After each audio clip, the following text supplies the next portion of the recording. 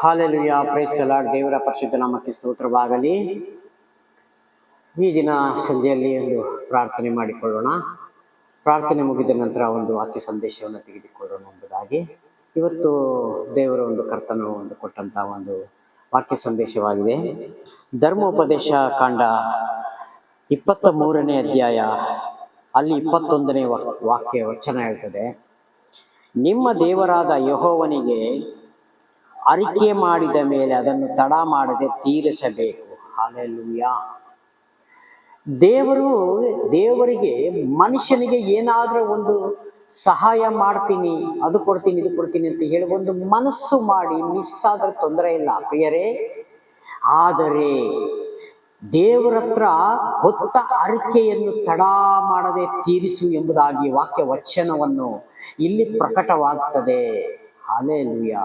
ಅದೇ 23ನೇ ಅಧ್ಯಾಯ 21ನೇ ವಚನ ಹಾಗೆ ಹೇಳಲ್ಪಟ್ಟಿದೆ. ಪ್ರೀತಿ ಸ್ವರೂಪನಾದ ದೇವರು ತಾನೇ. ಏಕೆಂದ್ರೆ ನೀವು ನನ್ನ ಬಳಿಗೆ ಬರುವಾಗ ನನ್ನ ಆಜ್ಞೆಗಳನ್ನ ನೀವು ಒಂದನ್ನೂ ಮೀರದಂತೆ ನನ್ನ ಹೆಜ್ಜೆಯ ಜಾಡಿನಲ್ಲಿ ನೀವು ನಡೆಯಿರಿ ಎಂಬುದಾಗಿ ಕರ್ತನು ತಾನೇ ತಿಳಿಸಿಕೊಡುತ್ತಾರೆ ಆಗಿದ್ದಾರೆ. ಈಗ ಒಂದು ಶಾಲೆ, ಕಾಲೇಜು, ಒಂದು ಸಣ್ಣ ಸಣ್ಣ ಒಂದು ಸ್ಕೂಲ್ಗಳಲ್ಲಿ ಚಿಕ್ಕ ಮಕ್ಕಳು ಹೇಗೆ ಒಂದು ವಿದ್ಯಾಭ್ಯಾಸಗಳನ್ನ ಮಾಡಿ ಮುಂದಿನ ಹೇಗೆ ಒಂದು ಎಜುಕೇಶನ್ ಅಲ್ಲಿ ಮುಂದೆ ಬರ್ತಾರೋ, ಅದೇ ರೀತಿ ವಾಕ್ಯ ಸಂದೇಶದಲ್ಲಿ ನಮಗೆ ತಿಳಿಯದೇ ಇರುವಾಗ ಆ ವಾಕ್ಯವನ್ನು ನಾವು ಧ್ಯಾನಿಸಿ ನೋಡುವಾಗ ದೇವರು ತಾನೇ ಈ ವಾಕ್ಯ ಕೊಟ್ಟಿರೋದು ನಮ್ಮ ಜೀವನಕ್ಕೆ ಬೇಕಾಗಿರೋ ಒಂದು ಪರಲೋಕಕ್ಕೆ ಹೋಗ್ಬೇಕಾಗಿರೋ ಒಂದು ಮಾರ್ಗದರ್ಶನವಾಗಿದೆ ಪ್ರಿಯರೇ. ಏನು ಈ ಲೋಕಕ್ಕೆ ಸಂಬಂಧಪಟ್ಟದ್ದು ಸ್ವಾಮಿ ಏನು ಹೇಳಲಿಲ್ಲ ಇಲ್ಲಿ. ಸ್ವಾಮಿ ಹೇಳ್ತಾರೆ, ನೀವು ನನ್ನ ರಾಜ್ಯಕ್ಕಾಗಿ ನೀತಿಗಾಗಿ ನೀವು ತವಕ ಪಡೀರಿ, ಬಾಕಿ ನಿಮ್ಮನ್ನ ಎಲ್ಲಾ ಆಶೀರ್ವಾದಗಳು ನಿಮ್ಮನ್ನ ಹಿಂಬಾಲಿಸುವುದು. ಹಲ್ಲೆಲೂಯಾ. ಅದೇ ಬರೆಯಲ್ಪಟ್ಟಿದೆ ನೋಡಿ. ಮತ್ತೊಂದು ಆವರ್ತಿ ಓದಿಕೊಡುತ್ತೇನೆ. ನಿಮ್ಮ ದೇವರಾದ ಯೆಹೋವನಿಗೆ ಅರಿಕೆ ಮಾಡಿದ ಮೇಲೆ ಅದನ್ನು ತಡ ಮಾಡದೆ ತೀರಿಸಬೇಕು, ಆತನು ತಪ್ಪದೆ ಅದನ್ನು ವಿಚಾರಿಸುವನು. ಹಲ್ಲೆಲೂಯಾ. ತಪ್ಪದೆ ವಿಚಾರಿಸ್ತಾರೆ. ಇವತ್ತು ಯಾರಿಗಾದ್ರೂ ನಾವೊಂದು ಸಣ್ಣ ಒಂದು ಅಮೌಂಟ್ ಸಾಲ ಕೊಟ್ಟಿದ್ವಿ ಅಂತಂದ್ರೆ 4 ದಿವಸ, 1 ವರ್ಷ, 6 ತಿಂಗಳು, 2 ವರ್ಷ ಹೋಗಿದ ನಂತರ ಮರ್ತು ಹೋಗ್ತೀವಿ.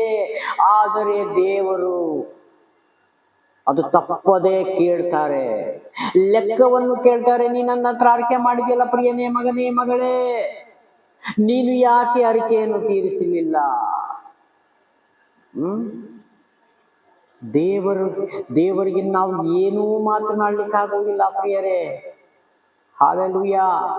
ಹಾಗಾಗಿ ನಮಗೆ ಈಗ ಏನಾದ್ರೂ ಒಂದು ನಮಗೆ ಒಂದು ಆತ್ಮಿಕ ವಿಷಯದಲ್ಲಿ ತುಂಬಾ ಸಂತೋಷವಾದಾಗ ನಾನು ಆಲಯಕ್ಕೆ ಅದನ್ನು ಮಾಡಿಬಿಡ್ತೀವಿ, ಈ ತರ ಕೊಡಿಸ್ತೀವಿ, ಈ ತರ ಒಂದು ಸಹಾಯ ಮಾಡ್ತೀವಿ ಅಂತ ಹೇಳಿಕೊಂಡು ಯಾವುದೋ ಒಂದು ಸಮಸ್ಯೆ ಬಂದಾಗ ನಾವು ಹಿಂಜಾರಿ ಹೋಗ್ಬಿಡ್ತೇವೆ, ಕೊಡ್ಲಿಕ್ಕೆ ಸಾಧ್ಯವಿಲ್ಲ. ಆದರೆ ಮೊದಲೇ ನಾವು ವಿಚಾರಣೆ ಮಾಡಬೇಕು, ನನ್ನ ಕೈಲಿ ಕೊಡೋ ಶಕ್ತಿ ಇದೆಯೋ? ಕರ್ತನೇ ನೀನು ಸಹಾಯ ಮಾಡ್ತೀಯ, ನನಗೆ ಕೊಡ್ತೀನಿ ಸ್ವಾಮಿ ಅಂತ ಹೇಳಿ ನಾವು ಮಾತನಾಡ್ತೇವೆ. ಬಟ್ ಕೆಲವೊಂದು ಸಮಯದಲ್ಲಿ ಕೊಡ್ಲಿಕ್ಕೆ ಸಾಧ್ಯವಾಗೋದಿಲ್ಲ. ಅವಾಗ ದೇವ್ರು ಹೇಳ್ತಾರೆ, ನಾನು ವಿಚಾರಣೆ ಮಾಡ್ತೀನಿ, ಆ ವಿಚಾರಣೆಗೆ ಒಳಗಾಗಬಾರದು. ಹಲ್ಲೆಲೂಯಾ. ಹಾಗಾಗಿ ವಿಚಾರಿಸುವುದೇ ನೋಡಿ, ಅದನ್ನು ಮತ್ತೆ ತಡ ಮಾಡದೆ ತೀರಿಸಬೇಕು, ಆತನು ತಪ್ಪದೆ ಅದನ್ನು ವಿಚಾರಿಸುವನು, ತೀರಿಸದೆ ಹೋಗುವುದು ಪಾಪ. ದೇವರ ಹತ್ರ ಒಂದು ಅರಿಕೆ ಮಾಡಿದ ಮೇಲೆ ತೀರಿಸ ಹೋದ್ರೆ ಪಾಪ. ಇಲ್ಲಿ ನಾವು ಏನು ಮಾಡಿದರೂ ಆ ಪಾಪವನ್ನು ತೀರಿಸಲಿಕ್ಕಾಗುವುದಿಲ್ಲ. ಮತ್ತೆ ಕರ್ತನ ಹತ್ರ ನೀವು, ದೇವರೇ ನನ್ನ ಕ್ಷಮಾ ಮಾಡಿಸುವ ನನ್ನ ಪಾಪವನ್ನು. ಅದಕ್ಕೆ ನಾವು ಕೆಲವೊಮ್ಮೆ, ದೇವರೇ ನನಗೆ ನೆನಪಿದ್ರು ಸರಿ ಸ್ವಾಮಿ, ನನಗೆ ನೆನಪಿಲ್ಲ ಸ್ವಾಮಿ, ದೇವರೇ ಆ ನೆನಪನ್ನ ನನಗೆ ಬರಮಾಡು ಕರ್ತನೆ ಎಂಬುದಾಗಿ ನಾವು ಪ್ರಾರ್ಥನೆ ಮಾಡ್ಕೋಬೇಕು ಪ್ರಿಯರೇ. ಕೆಲವೊಮ್ಮೆ ಮನುಷ್ಯನ ಹತ್ರ ನಾವು ರೀಸನ್ ಹೇಳ್ತೀವಿ, ಅಯ್ಯೋ ಸಹೋದರ ನಾನು ಮರ್ತೋಯ್ತು, ನನ್ನ ಕ್ಷಮಾ ಮಾಡು. ಆದ್ರೆ ದೇವರ ಹತ್ರ ಆ ರೀತಿ ಇಲ್ಲ. ಹಾಗಾಗಿ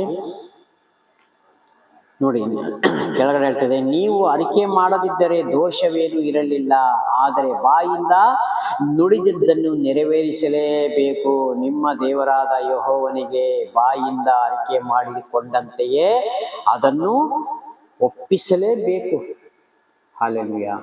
ನಾವು ಬಾಯಿಂದ ಅರಿಕೆ ಮಾಡಿದ ಮೇಲೆ ತಡ ಮಾಡದೆ ಒಪ್ಪಿಸಲೇಬೇಕು. ಇದು ದೇವರು ನಮಗೆ ಕಲಿಸಿಕೊಟ್ಟಂತ ಒಂದು ವಾಕ್ಯ ಸಂದೇಶವಾಗಿದೆ. ಇದು ನಮಗೆ ಒಂದು ಜೀವನದ ಒಂದು ಪಾಠ ಆಗಿರ್ಬೋದು ಪ್ರಿಯರೇ. ಹಾಲೆಲೂಯ. ಹಾಗಾಗಿ ನಾವು ದೇವರ ಹತ್ರ ನಾವು ಪ್ರಾರ್ಥನೆ ಆಗಿರಲಿ, ಯಾವ ವಿಷಯವಾಗಿರಲಿ ಭಾರಿ ನಾವು ಆಲೋಚನೆ ಮಾಡಿ ತಂದೆ ಹತ್ರ ಕೇಳಬೇಕೋ ಬೇಡೋ ಎಂಬುದಾಗಿ ನಾವು ನಮ್ಮನ್ನು ನಾವು ಪರೀಕ್ಷೆ ಮಾಡಿಕೊಂಡು ದೇವರ ಹತ್ರ ಮನವಿ ಮಾಡಬೇಕು. ಹಾಲೆಲೂಯ. ಹಾಗಾಗಿ ದೇವರು ಯಾವುದನ್ನು ತನ್ನ ಮಕ್ಕಳಿಗೆ ಕೊಡದೇ ಇರುವುದೇ ಇಲ್ಲ. ತನ್ನ ಮಕ್ಕಳಿಗೆ ಬೇಕಾದನ್ನೆಲ್ಲ ಸಹಾಯ ಮಾಡ್ತಾರೆ ತಂದೆ ಆದ ದೇವರು.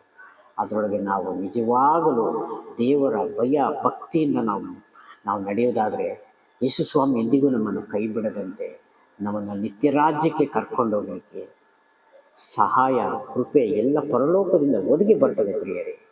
ಹಾಗಾಗಿ ಕೊಟ್ಟಂಥ ಸಂದೇಶಕ್ಕಾಗಿ ನಾವು ಚಿಕ್ಕ ಪ್ರಾರ್ಥನೆ ಮಾಡಿಕೊಳ್ಳೋಣ. ಕಣ್ಮುಚ್ಚಿ ಪ್ರಾರ್ಥನೆ ಮಾಡಿಕೊಳ್ಳೋಣ. ಪ್ರೀತಿ ಸ್ವರೂಪನಾದ ದೇವರೇ, ರಾಜಾದಿರಾಜನೇ ಯೇಸು ಸ್ವಾಮಿ ದೇವರೇ, ಮಹಿಮೆ ಅರಸನ್ನು ನೀವು ದೇವರೇ, ಸ್ತೋತ್ರ. ಪ್ರಾರ್ಥನೆಯನ್ನು ಸ್ವಾಮಿ ದೇವರೇ ಕರ್ತನೆ ನೀವು ಕೇಳಿದಕ್ಕಾಗಿ ಸ್ತೋತ್ರ ಕರ್ತನೆ. ಕರ್ತನೆ ಈ ಡೆಲ್ಲಿ ಪಟ್ಟಣವನ್ನು ನಿಮ್ಮ ಕರಗಳಲ್ಲಿ ಒಪ್ಪಿಸಿಕೊಡ್ತಾ ಇದ್ದೇನೆ ಸ್ವಾಮಿ ದೇವರೇ.